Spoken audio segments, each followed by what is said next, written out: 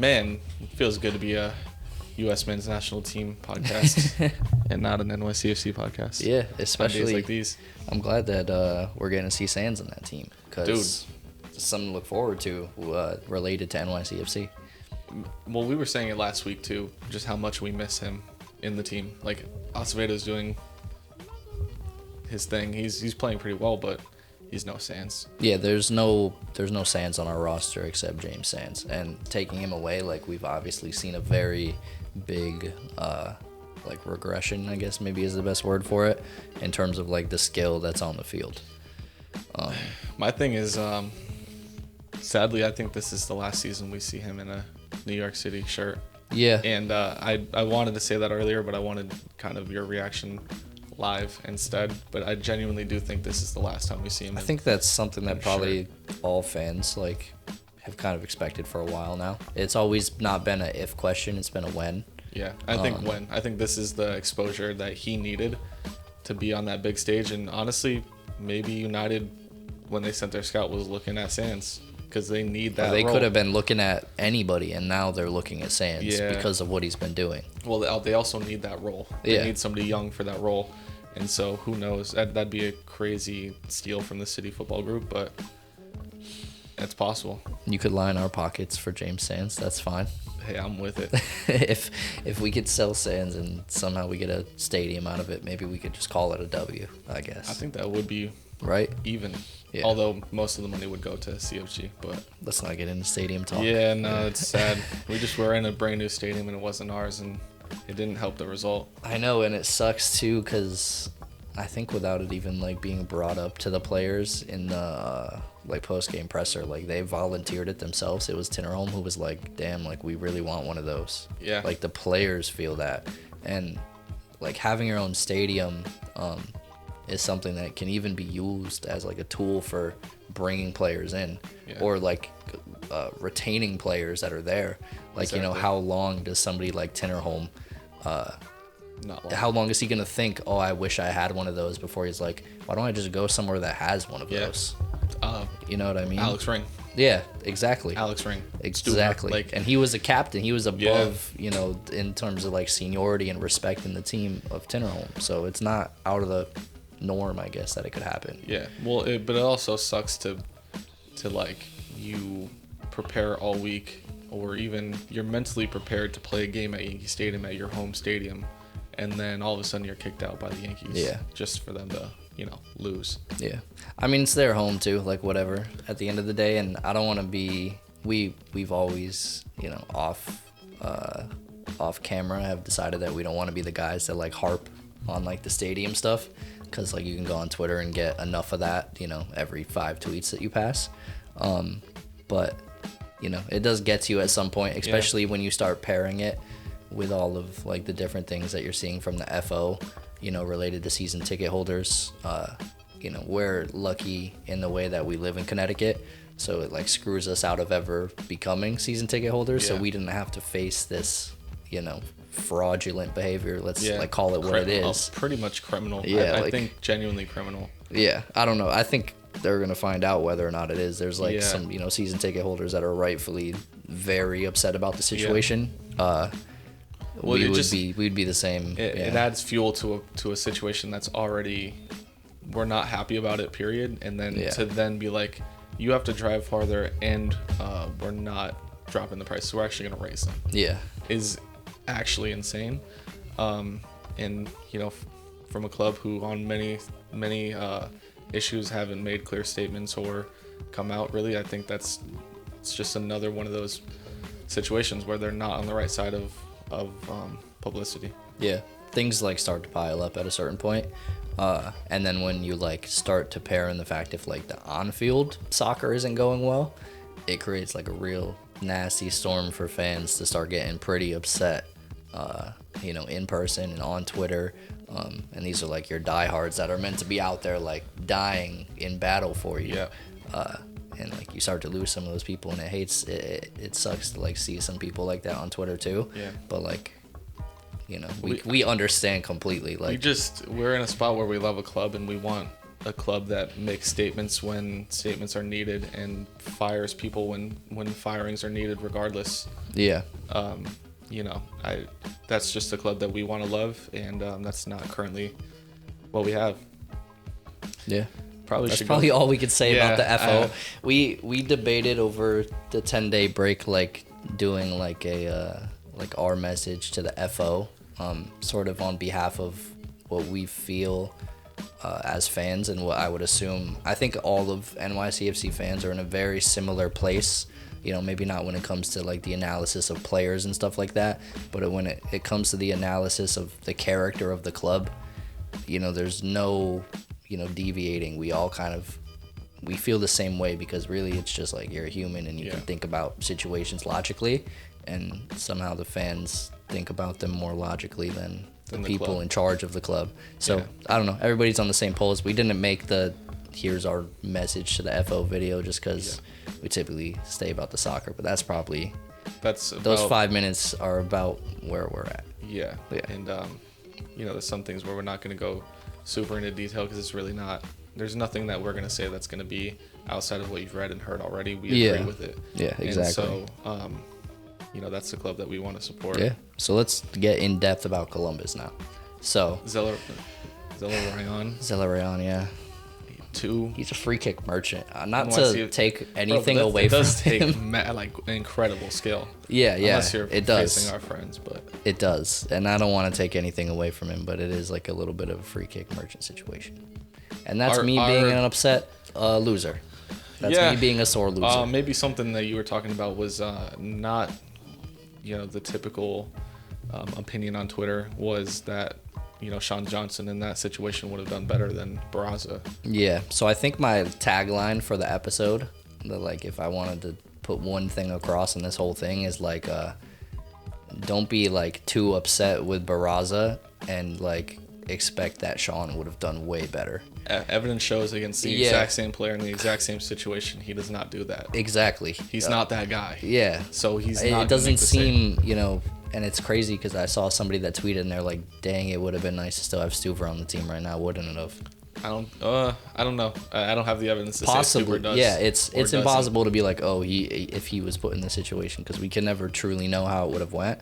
I think Josh Saunders does better than Barraza in that. That's really that's the evidence that I have. Yeah. Regardless, basically it's just like, you know, don't be too mean to Barraza and too kind to Sean, because as you said, like the evidence this season would have pointed towards Sean having identical performances last night to Barraza. Yeah, I mean, you know what? I don't know who tweeted it, but like we cannot forgive Greg Berhalter for taking Sean away for our captain for a month to ride the bench. Yeah, no, that's insane to me. Yeah, and it's also insane to the point of the FO to allow that to happen, because you know there is some level that the front offices have to deny a player from going to a tournament. And you know what, Sean, I'll be honest, he probably wants to be there, because you know you have to think of the possibilities. Like if something was to ever happen where he would have gotten a shot to get in the team, like he would hate that for the rest of his life. Yeah, but so it's tough. There's other guys that you can get in there to ride the bench. Yeah, that are equally as experienced with the national team. Mm-hmm. Yeah, there were many other stars that didn't. Yeah, it's just an insane contrast between the excitement about James Sands being there and like how good that is for him. Yeah. Because you know at least we have somebody that can cover. Mm-hmm. But for Johnson, that's our captain. That's our number one keeper. If Sean was starting every game, then it would be amazing. I wouldn't care. Yeah, I wouldn't care if like, you know, if Barraza costed us 3 games or 4 games over the course of it, because I would prefer for Sean to be furthering his international career without a doubt. Yeah. Despite him being our captain, despite him being the best keeper on our roster.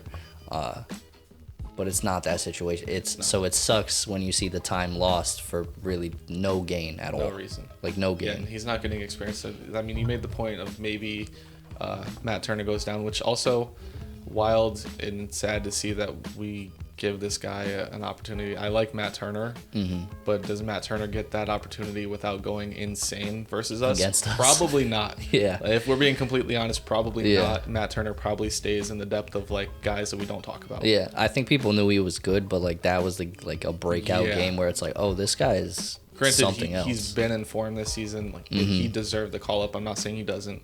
But without him going insane against us, does he really get the opportunity? It's hard to say. It's probably Sean's show. Yeah. I don't know. I think, well, Ethan Horvath isn't going to get called up because for whatever reason we've got a B-side out there. He didn't get the call up because he just got a big money move. Yeah. To me, so he's like probably going to be part of somebody's preseason that didn't want to let him go. It is what it is. Like, call somebody else up, though. But that's the thing, right? It's like, Sean getting called up, too, when, as much as I hate to say it, Sean was ever hear this, when in September in the World Cup qualifiers, you're most likely not going to be on the roster. Yeah. Because Horvath is going to get called up. Matt Turner is probably going to be that second string. You have Stefan. Are you going to bring 4 goalkeepers? Yeah. Those are going to be the 3 that make it. So really, it's like a complete He might be loss. on standby. Yeah. And like, I don't know. But the other side of that too, the positive side, I think, is when we did see Barraza last season and the few times that he's played, we kind of do see a shaky keeper that doesn't have confidence, that doesn't play a lot. Yeah. And so giving him this stretch of games is going to tell Ronnie, are we keeping him as a second option, Yeah. or are we just going to get rid of him? And I think it's trending towards getting rid of him, and that's good. Yeah, it's nice to get the clarity. Get less deadwood on the team. If we're going to be more clear on Barraza at the end of this, and he's going to be the second Although choice. let me hype my man up one time, because that save that he made against Barry, I think it was, that was a great save. It was a great save. But that was nuts. Keepers don't have careers off of one good save a game. Yeah, no, absolutely not. And so if he can continue that, get confidence from that, maybe do a little more in terms of, doing well for yourself if you're going to get scored on with a free kick. Yeah. Doing better for yourself.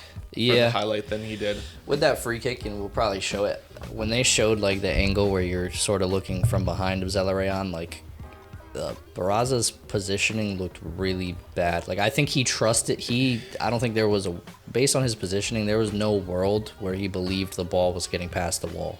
Because he was like in the right third of the goal. He looked like a goalkeeper who hadn't watched film. Yeah. On that man doing free kicks. He just set a single season record, and we're, how deep in the season. And like 2 months ago, he scored 2 against us. He watched it live. How many times? He watched it live. And so that's where, maybe Barraza and Johnson are a little bit different. Maybe Johnson watches film and Barraza doesn't. Yeah. I mean, I have to assume we're all watching. The whole team's watching film. Dude. I hope, right? It did not look like it. We have to hope. There's no way you cheat, even a little bit to the left against a man who can bang free kicks. He could put it anywhere on the frame. Why not just put yourself right in the middle and put chances on reflexes? Yeah. Because clearly he was a little bit too far to one side. That's why he barely got a hand on it. Yeah, and then plus he's not huge, so he's not doing himself any favors.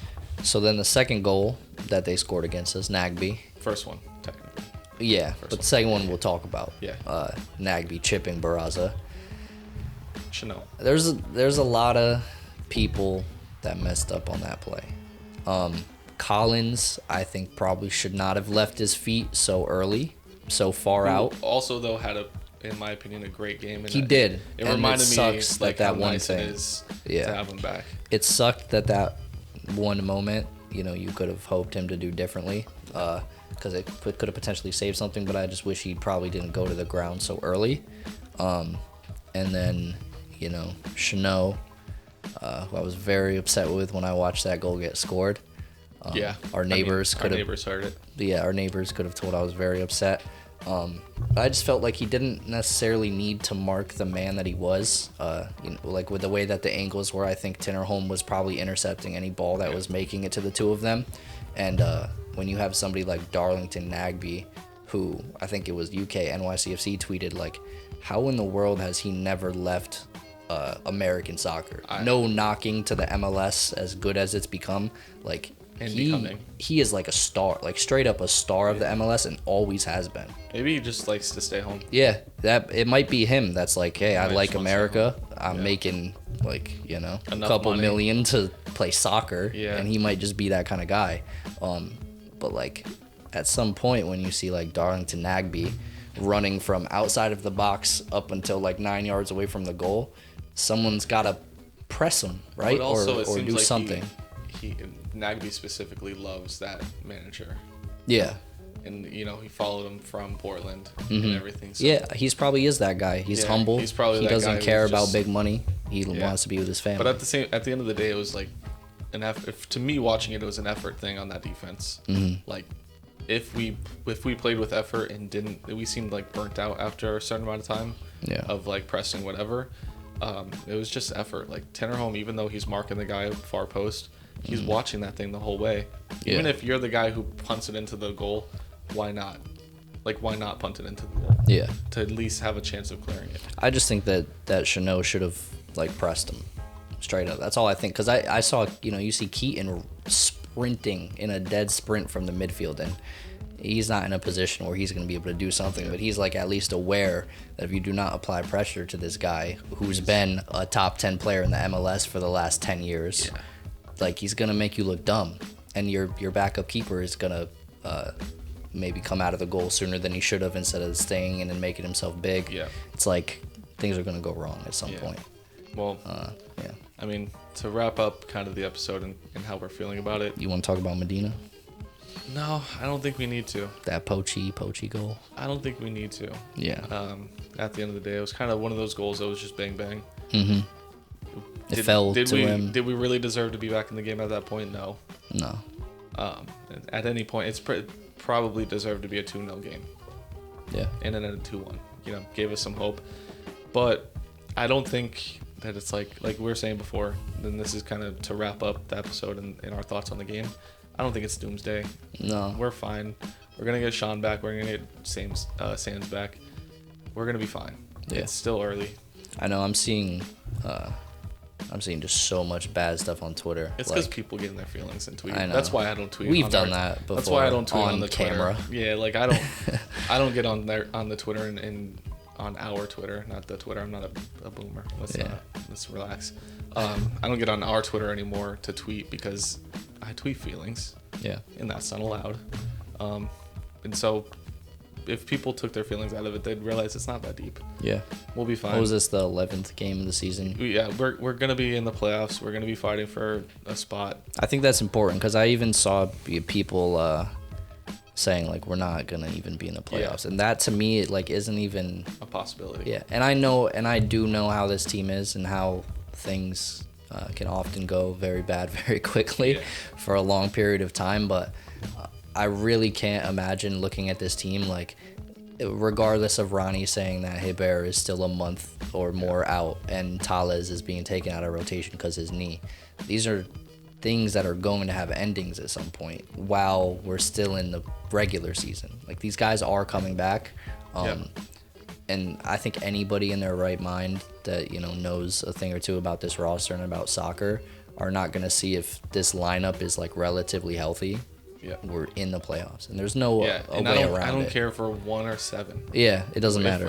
I want to be in the playoffs. I want to be in the fight for the title at the end of the day. I don't care. We finished first before and bombed out first round. I don't care where we finish. Yeah. Simply, I want to win games, and I want to be in the playoffs. Yeah, and we're going to be in the playoffs. And we're going to do that. And James Sands is playing internationally right now. Enjoy that because that's all we're going to be able to enjoy right now. Yeah. We got a quick game on Wednesday. Watching him and GB, Greg Berhalter, literally copy and paste his role over to U.S. men's national team and basically build the team around him, it looks like. Yeah. Once he was subbed in and he realized, oh, this guy is a piece that then you he's work like, around. oh, so I can rock 3 center backs and have very attacking wing backs. Yep. And James Sands can play center back and CDM. Yeah. Let me do that one. Exactly. Show Ronnie how to actually do it. Ronnie, take notes. That's what I'll end on. Ronnie, go watch the U.S. men's national team set up and how they do it. So we've got Montreal soon. Couple of days. Again? Let's let's think about it. Montreal's not that bad of a team. They beat us last week. I know. They beat us last week. We're not doomsday. 11 days ago, dude. But we're not doomsday. We're not doomsday, but dude. And Montreal is a team that, come in with some heart, come in with some balls, and let's beat Montreal. Yeah, I think it's that We've beat Canada this week already. What's the word? I don't know. I think it's just like it's one of those parts of the seasons where things probably start to feel like they're dragging to players, and like you're looking for motivation to spark back up. So they're also watching. It'll come. They're watching like the Sanchos of the world and like all these stars. They're on vacation. And also, you have to consider grind out against Montreal. Yeah, we got to do this. We also had to just play, like one game over the course of like 22 days. Yeah. Like you're not really in form in soccer. Like playing Ronnie's matches. Probably upset about that too. Yeah. He gets mad about it. Anyways, we're playing too much. We're playing too little. Yeah. But we'll see you guys next week. Yeah. Post 90. Hopefully with a W. Platforms. See you guys. Peace. See ya. Yeah. Hopefully with a video.